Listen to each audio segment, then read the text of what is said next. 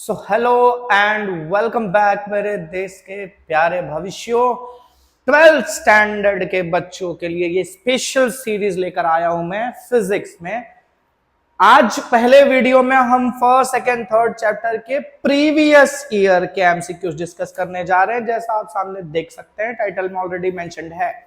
अच्छा, अब ये जो एमसीक्यूज है ना बच्चों, जो प्रीवियस ईयर्स के पेपर्स में पूछे गए हैं, ये बहुत बहुत बहुत इंपॉर्टेंट है। अब किसी भी साल का पेपर उठा के देखो, कोई भी साल के पेपर को उठाओ और पीछे के 3-4 साल के पेपर के जो एमसीक्यूज हमको जरा मैच करने की कोशिश करो, आप देखोगे 60-70% एमसीक्यूज वो 2-3 पेपर में से ही मिल जाएंगे आपको।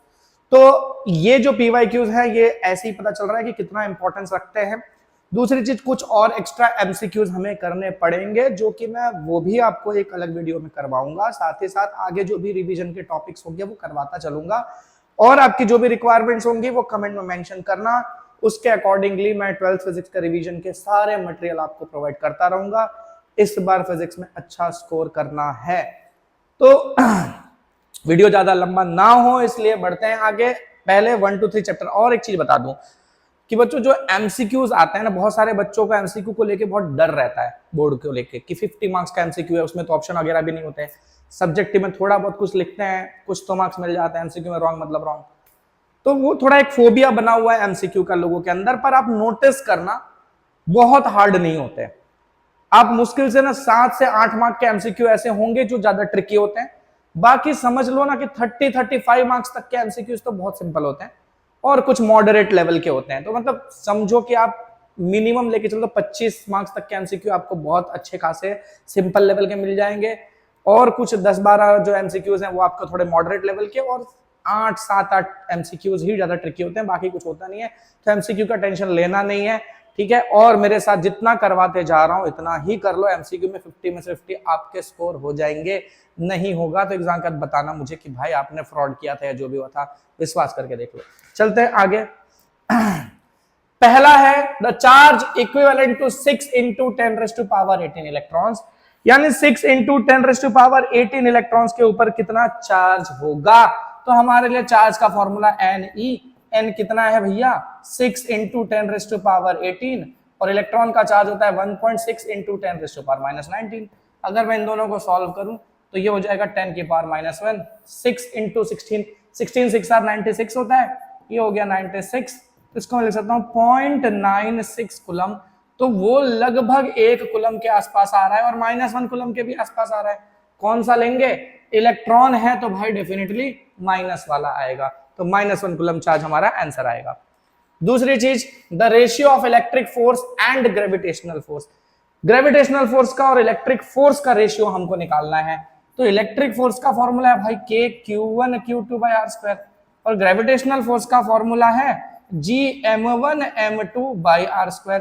डिस्टेंस बोला है दोनों केस में सेम है, ठीक है। इलेक्ट्रॉन और क्या है, प्रोटॉन है। प्रोटॉन इलेक्ट्रॉन के बीच का डिस्टेंस सेम रखना है। इलेक्ट्रिक फोर्स और ग्रेविटेशनल फोर्स का रेशियो, ऊपर क्या है, पहले इलेक्ट्रिक है तो इलेक्ट्रिक को ऊपर रखेंगे। तो electric force upon gravitational force K(Q1Q2/r²) whole divide by G(m1m2/r²). r² cancel हो गया, बचा कितना, K(Q1Q2) G(m1m2). K की वैल्यू आपको पता है 9 × 10⁻9। चार्जेस इलेक्ट्रॉन और प्रोटॉन के आपको पता है। G gravitational constant 6.67 × 10⁻11। मास, इलेक्ट्रॉन का मास 9.1 × 10⁻31। प्रोटॉन का मास 1.67 × 10⁻27। बाकी सारी वैल्यूज आपको डालना है, सॉल्व करोगे जो भी आंसर आएगा, ठीक है। तो बहुत ही इजी है। बढ़ते हैं नेक्स्ट क्वेश्चन की तरफ। Electric field due to dipole at large distance. दूरी पर इलेक्ट्रिक फील्ड की वैल्यू डाइपोल की वजह से किस तरह से फॉल करती है, मतलब किस तरह से डिक्रीज होती है। तो हमको फॉर्मूला पता है इलेक्ट्रिक फील्ड का, भाई एक्सिस पर अगर बात करें तो 2kp/r³ होता है, और अगर इक्वेटर पर बात करें तो -kp/r³ होता है। तो दोनों ही केस में इलेक्ट्रिक फील्ड r³ के इनवर्स प्रोपोर्शन में है, तो E is inversely proportional to r³। So proportional to 1/r³ वाला ऑप्शन हमारा राइट होगा, ठीक है। फिर बात करें dielectric strength of air. Air की डाइलेक्ट्रिक स्ट्रेंथ कितनी है, तो एयर की डाइलेक्ट्रिक स्ट्रेंथ 3 इंटू 10⁻6 है। ये तो थ्योरेटिकल क्वेश्चन है भैया, टेक्स्ट बुक में है, आपको मिल जाएगा, वो वहां से छाप लेना है। फिर बात करें फिफ्थ क्वेश्चन की, dash coulomb is the number of positive charge for a cup having 180 gram of water. अच्छा, 180 ग्राम वाटर में कितना पॉजिटिव चार्ज प्रेजेंट होगा। अब वाटर का जो मॉलिक्यूल है H2O, उसके अंदर पॉजिटिव चार्ज ढूंढना है, मतलब प्रोटॉन का चार्ज ढूंढना है, ठीक है। अच्छा, तो अगर मैं बात करूं एक वाटर के मॉलिक्यूल की, तो उसमें 2 हाइड्रोजन और 1 ऑक्सीजन, इतना क्लियर है। ये बात है एक मॉलिक्यूल की। अच्छा, हाइड्रोजन के पास कितना प्रोटॉन होता है? हाइड्रोजन के पास 1 प्रोटॉन होता है, ये हाइड्रोजन के पास भी 1 ही प्रोटॉन होगा। ऑक्सीजन के पास कितना प्रोटॉन होता है? 8 प्रोटॉन्स, तो इसके पास 8 प्रोटॉन होगा। तो सिर्फ एक मॉलिक्यूल की अगर मैं बात करूं H2O की, तो एक मॉलिक्यूल में मेरे पास टोटल 10 प्रोटॉन्स आएंगे, ठीक है, एक मॉलिक्यूल में। हमको पूछा है पूरे 180 ग्राम वाटर में कितना पॉजिटिव चार्ज है, तो पहले मुझे ये निकालना पड़ेगा ना कि 180 ग्राम वाटर में प्रोटॉन्स होंगे कितने, एक मॉलिक्यूल में इतने हैं। तो पहले तो मैं ये निकालूं कि 180 ग्राम वाटर में कितने मॉलिक्यूल्स हैं, तो उसके लिए मुझे निकालना पड़ेगा मोल्स। तो मोल मिलेगा मुझे कैसे? Given mass by molar mass, ठीक है। तो गिवन मास कितना है मेरा? 180 ग्राम। मोलर मास वाटर का कितना होता है? वाटर का मोलर मास 18 ग्राम होता है। ये कट गया, कितना आया? 10 मोल। तो ये तो मोल्स मिले। नंबर ऑफ मॉलिक्यूल्स कितने हो जाएंगे भाई? तो नंबर ऑफ मॉलिक्यूल्स कैसे मिलेगा? मोल इंटू एवोगैड्रो नंबर, ठीक है। 1 मोल में 1 एवोगैड्रो नंबर जितने हैं मॉलिक्यूल्स, 2 मोल है तो 2 इंटू एवोगैड्रो नंबर, 3 मोल तो 3 इंटू 10 है तो 10 इंटू एवोगैड्रो नंबर, ठीक है। अच्छा, ये तो नंबर ऑफ मॉलिक्यूल्स मिले। हर मॉलिक्यूल में प्रोटॉन्स कितने हैं? 10 प्रोटॉन्स। तो टोटल नंबर ऑफ प्रोटॉन्स कितने हो गए ये बता दो। नंबर ऑफ प्रोटॉन्स कितने हो गए? इतने मॉलिक्यूल्स और हर मॉलिक्यूल में 10 प्रोटॉन, तो 10 इंटू 10 इंटू Na, ये हो गए मेरे नंबर ऑफ प्रोटॉन्स। अब टोटल चार्ज की अगर मैं बात करूं, तो चार्ज कैसे मिलेगा मेरा? चार्ज होता है Q is N into E। ये तो N आया, इसमें E मल्टीप्लाई करना है, E यानी किसका चार्ज? प्रोटॉन का था ना। तो ये 10 इंटू एवोगैड्रो नंबर यानी 6.022 इंटू 10⁻23, ये तो नंबर ऑफ प्रोटॉन्स हुए। और हर प्रोटॉन पे चार्ज होता है 1.6 इंटू 10⁻⁻19। तो ये पूरा मेरा आ जाएगा कूलम में चार्ज। तो इसमें से जो आंसर आपको मिलेगा वो टिक करना है। Dash is the dimensional formula for electric dipole moment। Electric dipole moment का डायमेंशनल फॉर्मूला बताना है। तो डाइपोल मोमेंट का फॉर्मूला होता है Q इंटू 2A, जिसमें Q होता है चार्ज और 2A जो होता है वो चार्जेस के बीच का डिस्टेंस। तो चार्ज का डायमेंशन A1 T1, क्योंकि Q इक्वल्स टू IT होता है, तो I और T A1 T1। और दूसरा हमारा जो डिस्टेंस है उसका होता है L1, मास है नहीं तो m0। अब सीक्वेंस में जब हम लिखते हैं तो MLT ऐसे करके लिखते हैं, तो m0 L1 T1 A1। भाई कौन सा वाला ऑप्शन दिख रहा है इसमें से? कौन सा वाला ऑप्शन दिख रहा है? m0 L1 T1 A1 पहला ही ऑप्शन है, ठीक है। फिर बात करें, an electric field is curve. Electric field is curve drawn in such a way that the tangent drawn at any point of the curve gives dash at that point. मतलब जो electric field है, electric field line है, इसके ऊपर जो tangent होता है वो टेंजेंट क्या बताता है हमें? तो टेंजेंट हमें इलेक्ट्रिक फील्ड का डायरेक्शन बताता है। मैग्नीट्यूड तो बता नहीं सकता, तो मैग्नीट्यूड है नहीं तो डायरेक्शन ही है। अच्छा, इसमें बोथ मैग्नीट्यूड एंड डायरेक्शन बोला है, दोनों तो होता नहीं भाई, खाली डायरेक्शन बताता है, तो बी वाला आएगा। Then uniformly charge conducting sphere of 2.4 metre diameter. एक स्फीयर है, कंडक्टिंग स्फीयर है जिसका डायामीटर 2.4 है, तो रेडियस कितना होगा? 1.2 मीटर। अच्छा, फिर has a surface charge density, sigma दे रखा है इसका 80 micro coulomb per metre square. तो माइक्रो है तो मैं इसको लिख दूंगा 10⁻⁻6। तो 80 into 10⁻⁻6 coulomb per metre square. हमको क्या पूछा है? Charge on the sphere is dash milli coulomb. Charge निकालना है, नहीं क्यू निकालना है। कैसे निकालेंगे? अब सिग्मा का फॉर्मूला होता है Q अपॉन एरिया, यही होता है Q। तो Q कितना हो जाएगा हमारा? Sigma into area. एरिया कैसे निकालेंगे? ये स्फीयर है, स्फीयर का सरफेस एरिया कैसे मिलता है? 4πr², ठीक है। आपके पास सिग्मा है, दे रखा है, ये रहा। 4 पाई, पाई की वैल्यू पता ही है अपने को 3.14, और आर यानी ये आर निकाल रखा हमने 1.2 मीटर। ये सारे वैल्यूज यहाँ डालेंगे, सॉल्व करेंगे। एक चीज का ध्यान देना, यहाँ पर इन लोगों ने मिली कुलम लिखा है, ठीक है, तो जो भी आंसर आएगा उसको मिली कुलम के हिसाब से निकालना, ठीक है। ये आंसर आपका आएगा कुलम में, ठीक है। अच्छा, फिर बात करें electric force between electron and proton separated by distance 1 mm। 1 mm का डिस्टेंस है इलेक्ट्रॉन और प्रोटॉन के बीच में, तो फोर्स कितना लगेगा? तो फोर्स का फॉर्मूला Q1Q2 बाय r²। यहाँ Q1 Q2 दोनों ही क्या है, इलेक्ट्रॉन और प्रोटॉन है, तो चार्ज E और E यानी Ke², और R 1 mm है, तो 1 mm यानी 10⁻³ और उसका भी ये स्क्वायर होगा, r² है तो ये हो जाएगा Ke²/10⁻⁶। अच्छा, अगर मैं इसको ऊपर ले लूं तो 10⁻⁶ Ke² हो जाएगा। अच्छा, और 10⁻⁶ वाला ऑप्शन यही है। अच्छा, लेकिन इसमें माइनस भी लगा हुआ है, तो माइनस क्यों लगा हुआ है भाई? प्रोटॉन का पॉजिटिव होता है, इलेक्ट्रॉन का नेगेटिव होता है, तो प्लस माइनस मिला के माइनस, ठीक है। तो कौन सा ऑप्शन है हमारा? बी वाला, ठीक। अच्छा, then if a body contains n1 protons and n2 electrons, the total amount of charge on the body is, n1 protons है और n2 electrons है, तो n1 पर पॉजिटिव चार्ज होता है, तो n1 इंटू ई, ही होता है ना चार्ज उसका, वो पॉजिटिव में आएगा। n2 इंटू ई, इसका भी ई ही होता है चार्ज, लेकिन ये माइनस में होता है, ठीक है। तो इसको हम कॉमनली लिखें तो n1 माइनस n2 इंटू ई लिख सकते हैं। कौन सा है? n1 माइनस n2 इंटू ई, ए वाला, ठीक है। फिर बात करें 11th क्वेश्चन पे, the number of electric field lines coming out of charge dash kept in vacuum is this.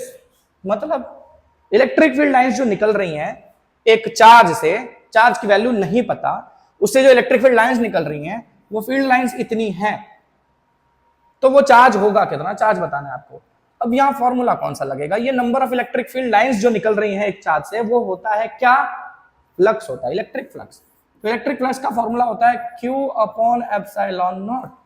तो यहां से हमें Q चाहिए, तो Q हो जाएगा हमारा फ्लक्स इंटू ε0। तो फ्लक्स दे रखा है अपने को, कितना है भाई? 1.13 इंटू 10⁻11, और ये ε0 है 8.85 इंटू 10⁻⁻12। जो भी आएगा इसको सॉल्व कर लेना, अपना कुलम में आंसर आ जाएगा। अच्छा, कुलम में आंसर आएगा। यहाँ ऑप्शंस किस में दिए? कुलम, मिली कुलम, सब में है। तो क्या यूनिट्स पे, बच्चों यूनिट्स पे ज्यादा फोकस करना, क्योंकि अक्सर यहां पर गेम यही हो जाता है, क्वेश्चन सिंपल होता है, बच्चे सॉल्यूशन कर लेते हैं, जैसे ही उनका जो वैल्यू आता है और यही वैल्यू उन लोग पहले ऑप्शन में दे देते हैं, कई बार यूनिट गलत डाल के।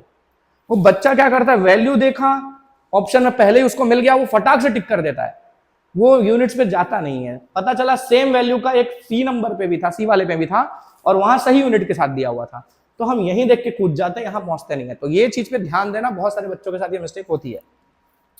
13th, an electric dipole with dipole moment.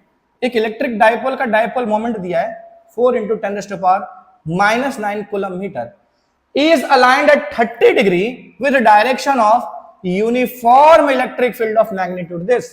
Electric field का मैग्नीट्यूड दिया है, डाइपोल मोमेंट दिया है, दोनों के बीच का एंगल भी दिया हुआ है, और पूछा है find the torque on the dipole. Dipole का टॉर्क निकालना है, तो टॉर्क का फॉर्मूला होता है PE sin थीटा, जिसमें ये रहा P, ये रहा E और ये रहा थीटा। वैल्यू पुटअप करना है, आंसर लाना है। बात करें for a point dipole. Point dipole क्या होता है? तो पॉइंट डाइपोल में यह है भैया कि जो डिस्टेंस होता है वो ना के बराबर हो जाता है और चार्ज की वैल्यू बहुत ज्यादा हो जाती है। तो 2a टेंड्स टू 0, देखो इक्वल टू 0 नहीं है, ये ध्यान रखना, 2a इक्वल टू 0 नहीं है, 2a टेंड्स टू 0 यानी ऑलमोस्ट 0, कंप्लीटली 0 नहीं। तो ये आएगा 2a tends to 0, q tends to infinity. 15th question, electric field due to a uniformly charge infinite plane sheet at a distance r। Infinite sheet है, infinite sheet से r distance पर electric field किस तरह से very करेगी? r by क्या option दिया भैया? 1/r², r² या does not depend on r। ठीक है, कौन सा वाला आएगा? तो भैया इलेक्ट्रिक फील्ड जो होता है इनफाइनाइट शीट के से फॉर्मूला होता है सिग्मा बाय 2 ε0। पढ़ा हुआ है हमने कि भैया ये कहीं पर भी आर पर डिपेंड नहीं करता, ठीक है, चाहे कितना भी दूर हो, कितना भी पास हो, इलेक्ट्रिक फील्ड की वैल्यू इनफाइनाइट शीट के लिए, ठीक है, इनफाइनाइट शीट के लिए फिक्स रहती है, तो आर पे डिपेंड नहीं करेगा, तो इसका ऑप्शन आएगा डी, ठीक है।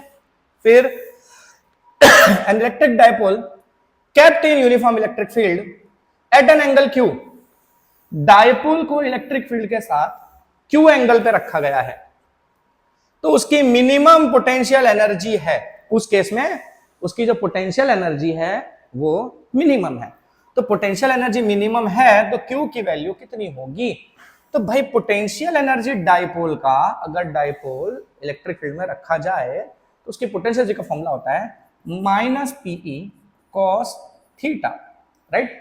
यहां पर इन्होंने एंगल को नाम दिया है क्यू, तो यहां मैं लिख दूंगा minus PE cos Q. Energy minimum है, एनर्जी मिनिमम होना मतलब नेगेटिव में होना, बराबर है।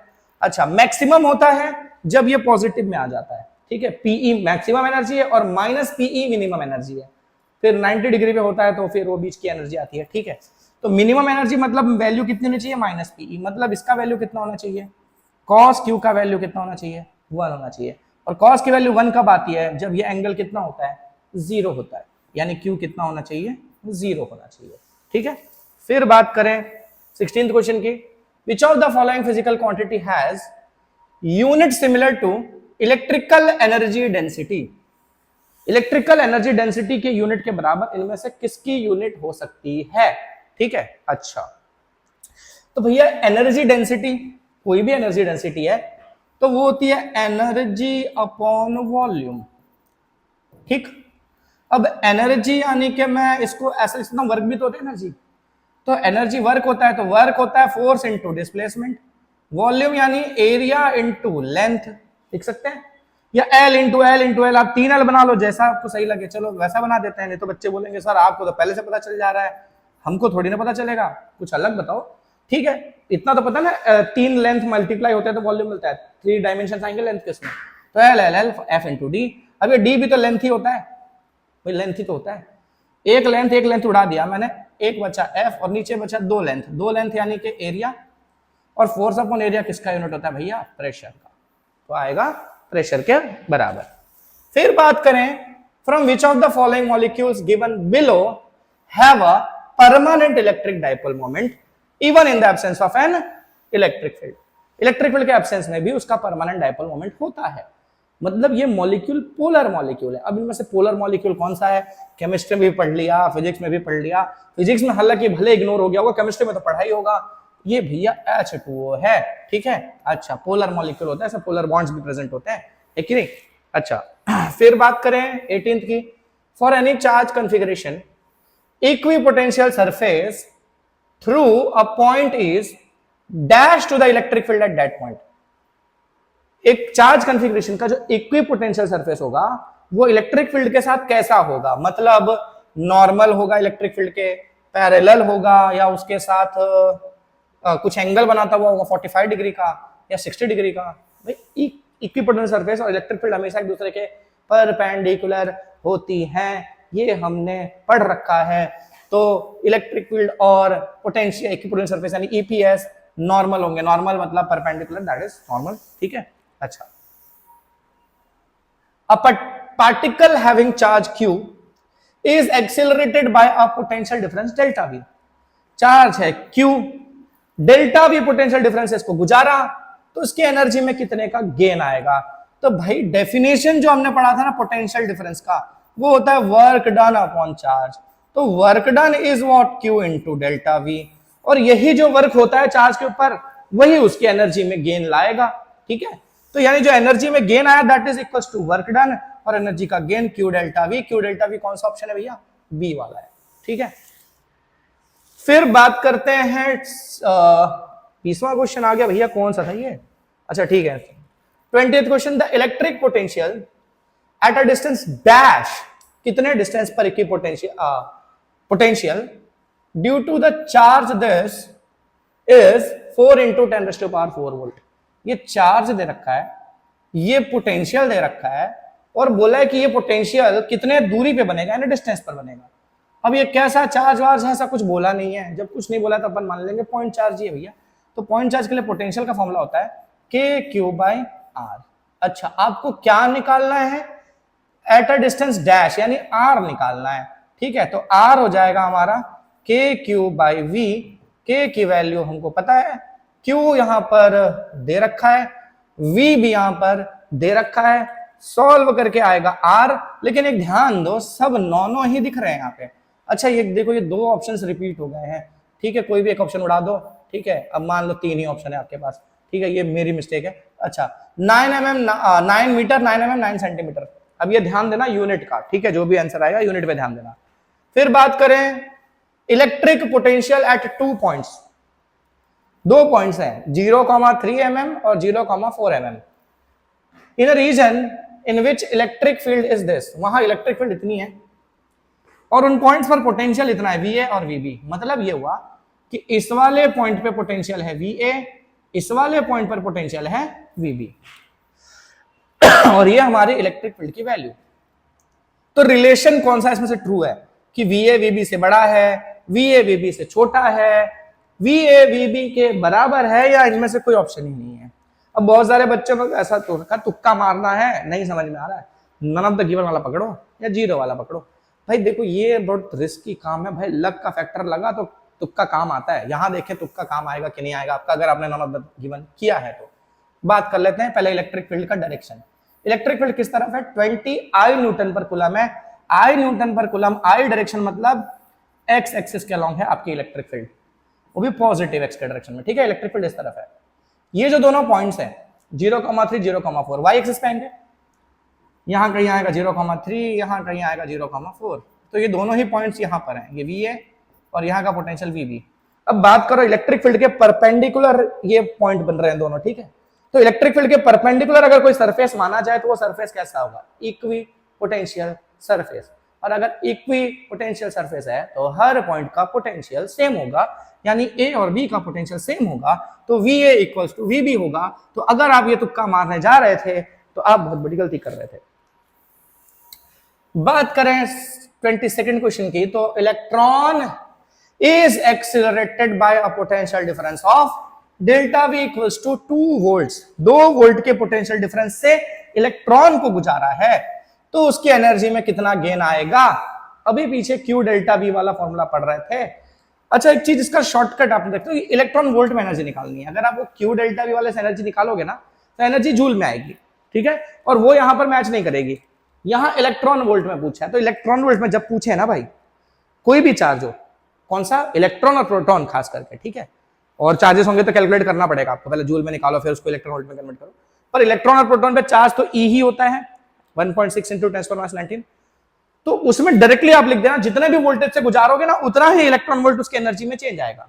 जितने वोल्टेज से गुजारोगे, 4 वोल्ट से गुजारोगे तो एनर्जी में गेन आएगा 4 इलेक्ट्रॉन वोल्ट का, 5 वोल्ट से गुजारोगे तो इलेक्ट्रॉन वोल्ट आएगा 5 इलेक्ट्रॉन वोल्ट एनर्जी का गेन। यहां कितने वोल्ट से गुजारा है हमने, 2 वोल्ट से गुजारा है, तो एनर्जी का गेन भी आएगा 2 इलेक्ट्रॉन वोल्ट। और जूल में पूछा होता तो वही फिर अपने को करना पड़ता, ये Q डेल्टा V वाले फॉर्मूला से निकालना पड़ता सॉल्व करके, ठीक है। अच्छा फिर बात करें capacitors, 2 capacitors when connected in series their equivalent capacitance is 3 microfarad. Series का इक्विवेलेंट है 3 micro. When they are connected in parallel their equivalent capacitance is 16 micro. तो पैरेलल का है 16 माइक्रो, तो उनकी वैल्यूज क्या होंगी, इंडिविजुअल वैल्यूज निकालनी है हमको। अच्छा सीरीज में हमको पता है 1/CS इज 1/C1 + 1/C2, ये फॉर्मूला लगता है भैया, बराबर है। पैरेलल में सीधा C1 + C2 लग जाता है। यहां मैं लिख देता हूं C1 + C2 and that is 16 micro, नहीं लेता, दोनों तरफ माइक्रो ही है, अभी मैं सिर्फ ऐसे लिख लेता हूं। अच्छा इसको मैं फर्दर अगर सॉल्व करूं, अच्छा CS ऑलरेडी दे रखा है कितना 3, तो यहां ले देता हूं 3, 1/C1 1/C2, C1 C2 नहीं पता, एलसीएम ले लेता हूं, तो ये एलसीएम लूंगा तो C2 + C1 / C1 C2 यही आएगा। अच्छा इसमें से C1 + C2 ऑलरेडी है मेरे पास, कितना है 16, तो 16 / C1 C2 इज 1/3। तो यहां से C1 C2 की वैल्यू कितनी हो जाएगी, ये 3 यहां जाके मल्टीप्लाई हो जाएगा, कितना हो जाएगा 48, ठीक। अब यहां से कोई भी C1 या C2 की वैल्यू इसमें सब्स्टिट्यूट कर देता हूं। फॉर एग्जांपल मैं यहां से ले लूं, तो यहां से अगर देखूं तो C2 हो जाएगा मेरा कितना 16 माइनस C1, ठीक, तो वो यहां पे डाल देता हूं, C1 ऐसे रख देता हूं, C2 को लिख देता हूं 16 minus C1 and this is 48। इसको मल्टीप्लाई कर लो अंदर, तो 16 C1 minus C1 square is 48, सबको उधर ले लेता हूं, तो C1 square minus 16 C1 plus 48 equal to 0, एक क्वाड्रेटिक इक्वेशन बन गया। अब इक्वेशन को सॉल्व कर लेता हूं कैसे सॉल्व करूंगा, तो 12 और 4 का बनेगा C1 square minus 12C1 minus 4C1 plus 48 equal to 0, C1 common, C1 minus 12 minus 4 common, C1 minus 12 equal to 0, तो C1 माइनस 12 इक्वल टू 0 या फिर C1 माइनस 4 इक्वल टू 0। तो यहां से C1 या तो 12 आएगा या तो C1 4 आएगा। अगर C1 12 है तो C2 4 आएगा, और अगर C1 4 है तो C2 12 आएगा, तो 4 और 12 वाला ही कॉम्बिनेशन बनेगा, तो ये वाला हमारा आंसर राइट होगा। अच्छा, जिन्हें लिखना है रोक लेना, स्क्रीनशॉट और मिस कर लेना। फिर बात करें, the work done to move a unit test charge on equipotential surface is, एक इक्विपोटेंशियल सरफेस पर आप कोई भी चार्ज को मूव करवाते हो तो वर्क डन 0 होगा, क्योंकि वर्क डन का फॉर्मूला ही होता है Q डेल्टा V, और इक्विपोटेंशियल सरफेस पर अगर किसी को मूव करवाओ तो इक्विपोटेंशियल सरफेस पर हर पॉइंट पर पोटेंशियल सेम होता है, तो डेल्टा V तो 0 आएगा। तो कोई भी चार्ज हो EPS पर मूव करते टाइम वर्क डन 0 ही होता है, तो 0 is C। Then when n capacitors each of equal value C, n capacitor है, सबका कैपेसिटेंस C है, सबको हमने सीरीज में लगाया है, तो इक्विवेलेंट कैपेसिटेंस कॉम्बिनेशन का कितना आएगा, सीरीज में लगाया तो formula 1/C is 1/C1 plus 1/C2 plus 1/C3। अब सभी C वैल्यू के हैं, तो 1/C अप टू कितने बार है ये n टाइम्स, तो मैं इसको अगर n टाइम जोड़ूंगा तो ऊपर आएगा n, नीचे आएगा C, तो बताओ C इक्विवेलेंट कितना हो जाएगा, C/n। अब ये एक इंपॉर्टेंट रिलेशन भी है, आपको कई एमसीक्यू में काम भी लग सकता है। अगर यहाँ वैल्यू दी होती, ठीक है, 10 माइक्रोफैराड के सारे कैपेसिटर्स सीरीज में लगा दिए हैं, 50 कैपेसिटर्स लगाए हैं ऐसे सीरीज में, तो बताओ इक्विवेलेंट कैपेसिटेंस कितना होगा, तो n की जगह 50 ले लेना है, और वो जो इंडिविजुअल कैपेसिटेंस है वो ले लेना है, डिवाइड कर दो, आंसर आ जाएगा। तो ये एक फॉर्मूले की तरह भी आप यूज कर सकते हो। फिर बात करें, two resistors when connected in series net resistance is 5 ohm and when they are connected in parallel net resistance is 1.2 ohm। ये पिछले कैपेसिटर वाले क्वेश्चन जैसा अभी एक क्वेश्चन के पहले हमने किया था, सेम वैसा ही है, बस फॉर्मूला वेरी हो जाता है। सीरीज में रेजिस्टेंसेस के लिए फॉर्मूला R1 प्लस R2 वाला लग जाता है भैया, ठीक है। तो नेट रेजिस्टेंस सीरीज में कितना है 5 है, और पैरेलल वाले का 1/R1 प्लस 1/R2 कितना है भैया 1.2 है। तो अब इसका सेम पीछे वाले की तरह प्रोसीजर कर सकते हो। बढ़ते हैं नेक्स्ट क्वेश्चन पे। According to Ohm's law electric current I passing through the conductor is increasing in such a way that dimensions of conductor and temperature remains constant।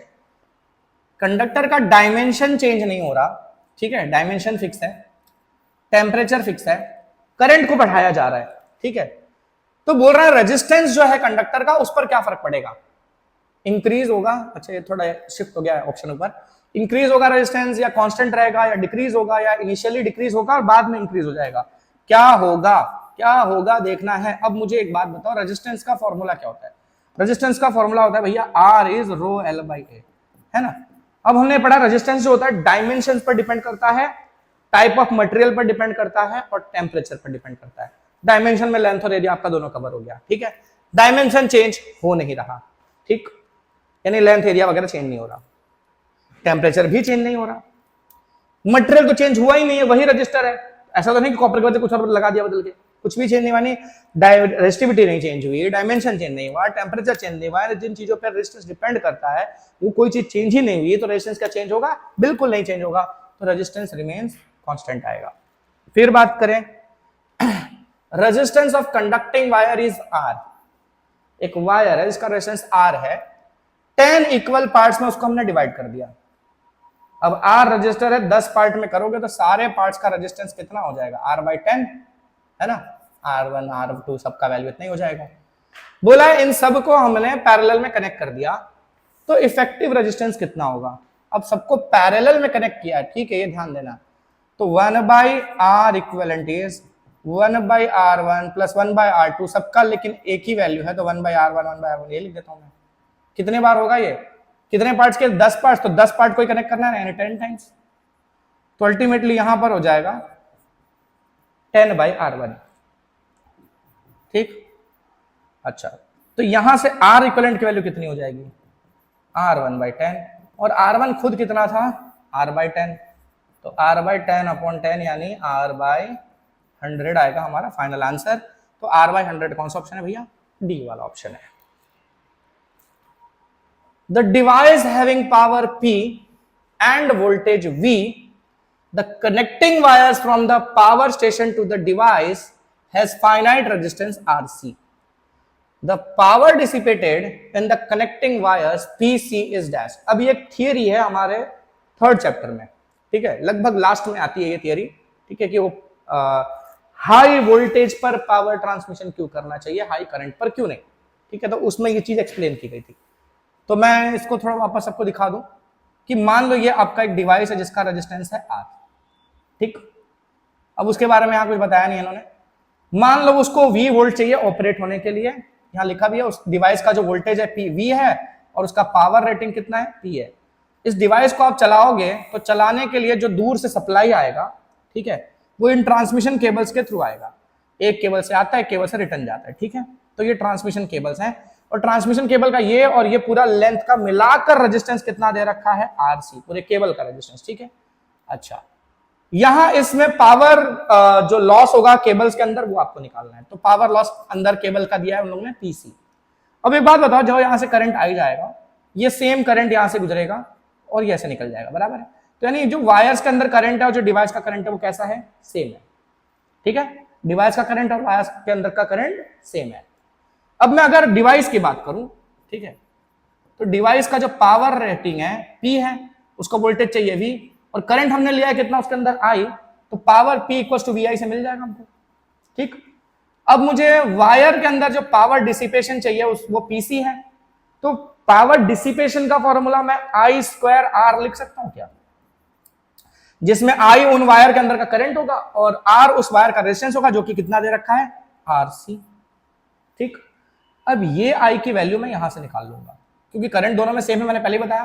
तो I हो जाएगा P/V, तो जहां यहां I है वहां P/V लिख दूंगा, और इसका भी ये स्क्वायर था, तो हो जाएगा P²/V², और ये RC।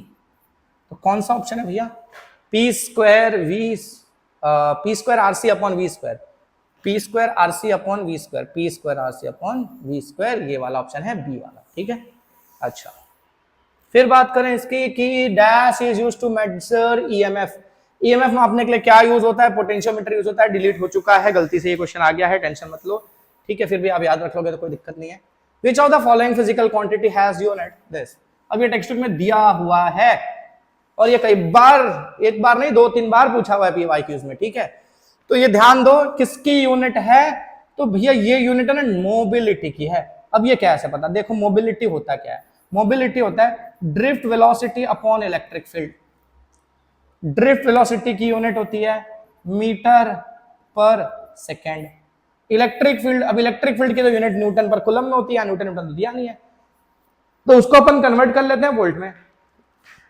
हमको पता है V होता है E × D, तो E हो जाएगा कितना, V/D, यानी पोटेंशियल अपॉन लेंथ, ठीक है।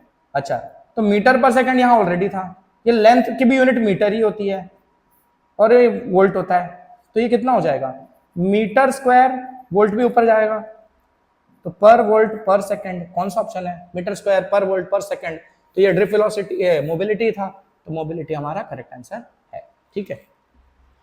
और ना समझ में आ रहा हो, ये तो चलो याद था तो फटाक से बता दिया, अगर ना समझ में आ रहा हो तो क्या करना है, इसका जो ये दिया हुआ यूनिट इसके डायमेंशन निकाल लो, डायमेंशन फॉर्मूला निकालो, और ये चारों के डायमेंशन निकाल लो, जिसका मैच हो गया वही ऑप्शन सही है, ठीक है। फिर बात करें अगले क्वेश्चन की, the value of temperature coefficient of resistivity is dash for metals. Metals का जो टेम्परेचर कोएफिशिएंट होता है रेजिस्टिविटी का, उसकी वैल्यू कैसी होती है, तो भाई सभी की जो वैल्यू होती है ना टेम्परेचर कोएफिशिएंट की, वो पॉजिटिव होती है, ठीक है। अच्छा, मेटल्स की सॉरी पॉजिटिव होती है। Steady current flow in a metallic conductor of non uniform cross section. एक नॉन यूनिफॉर्म क्रॉस सेक्शन का मेटेलिक कंडक्टर है, मतलब उसका एरिया वेरिया सब चेंज होता रहता है। विच of the following quantities is constant along the conductor, इसमें से कौन सी क्वांटिटी चेंज नहीं होगी, कांस्टेंट रहेगी? तो इसका भैया सही आंसर जो है ना वो करंट है। अब ऐसा क्यों है? क्योंकि देखो सबसे पहले अगर मैं बात करूं ड्रिफ्ट स्पीड के लिए, हमको एक फॉर्मूला पता है, आई होता है NEAVD। तो ड्रिफ्ट स्पीड का फॉर्मूला यहां से बन जाएगा I अपॉन NEA। तो अल्टीमेटली यहाँ एरिया पे ये डिपेंड करता है। करंट जो होता है ना उसका एरिया से लेना देना ही नहीं होता है, वो होता है charge flowing through a cross section per unit time. Charge flowing per unit time वो होता है हमारा करंट। तो तुम एरिया वेरी करो, कुछ भी करो, करंट वेरी नहीं करता।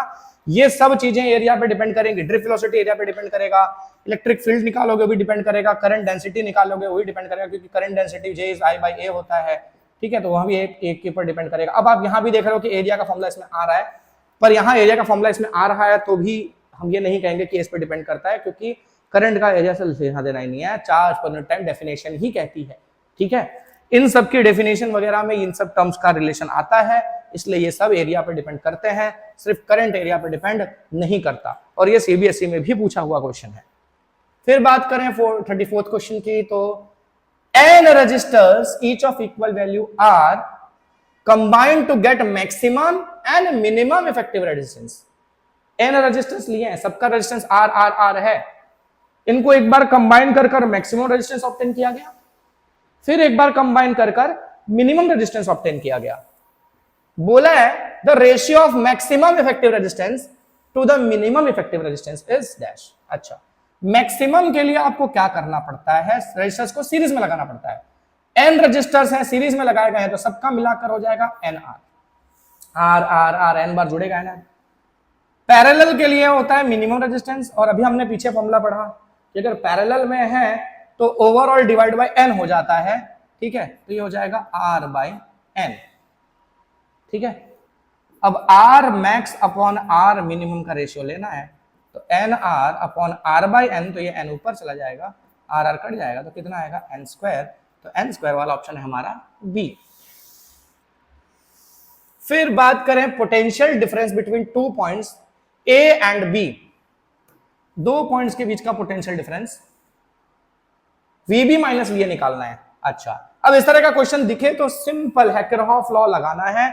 शुरू करते हैं अपन यहां से, इसका पोटेंशियल मान लिया VA है, ठीक है। इसका पोटेंशियल कितना है हमारा VB है, तो यहां से शुरू करेंगे तो VA, फिर हम यहां जा रहे हैं और करंट हमारे सामने से आ रहा है, ये IR जो है यहां तो लिखना पड़ेगा। अब IR प्लस में लिखे कि माइनस में लिखे?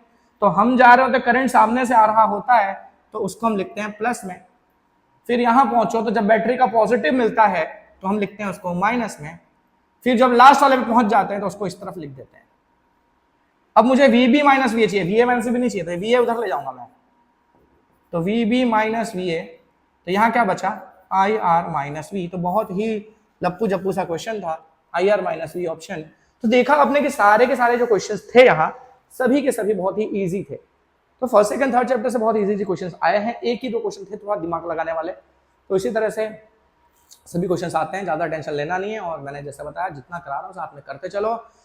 मिलते हैं नेक्स्ट वीडियो में। और दूसरा ये कि फटाफट सबको ये शेयर भी कर देना ताकि भाई ज्यादा से लोगों तक ये पहुंच सके, लोगों को मदद मिले और मुझे भी मोटिवेशन मिले कि मैं नेक्स्ट वीडियो बहुत जल्दी लेके आऊँ। तो मिलते हैं नए वीडियो में।